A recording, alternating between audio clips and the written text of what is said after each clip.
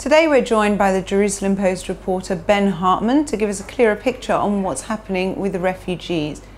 Thank you for being with us, Ben. Can you explain to us a bit about the statuses of these people? Are they asylum seekers, refugees, or are they migrant workers? Well, the idea of who is an asylum seeker is, I guess, at the crux of the whole question, to begin with. The whole issue of whether or not they're asylum seekers or migrant workers is at the heart of the whole thing. And since most of them have not had the refugee status claims examined by the state or the UN or whatnot, they're in this state of limbo. But so in terms of saying, who are the asylum seekers or who are the refugees or who are the migrant workers, it's very hard to say who are the asylum workers and who haven't, because most of their claims have not been examined. Why isn't Israel checking their status? I mean, would this give an onus on Israel to actually provide them with some sort of citizenship?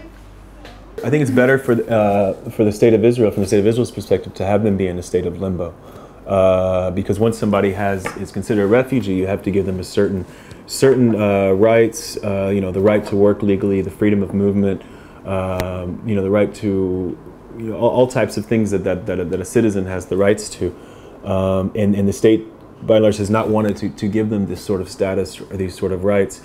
So it's easier to just have them in limbo. And from the perspective of the asylum seekers, it's not very simple, because on one hand, if they're not considered refugees and they're not legally allowed to work, so they have to get these temporary status visas renewed constantly, and they're not given the same rights, and access to healthcare and whatnot as a citizen is. But at the same time, even though Israel does not approve these refugee status requests, and even though they haven't carried out all these examinations, in a sense, the vast majority of the asylum-seeking population in Israel already has de facto protection in Israel, because they have group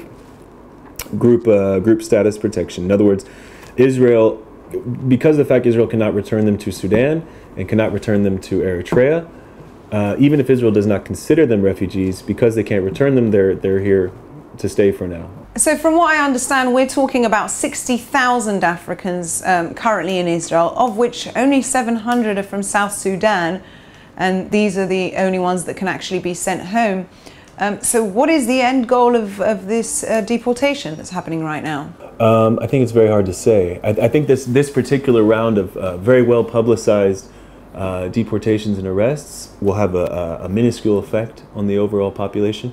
The South Sudanese population is estimated at between 700 to 1,500 people. The bottom line is that they're less than 2% of the overall population of African asylum seekers in Israel. And the government wants to show to the public that they're doing something about it. Because when the public looks at it, not to put them down, but most people will say, okay, well, we're doing something.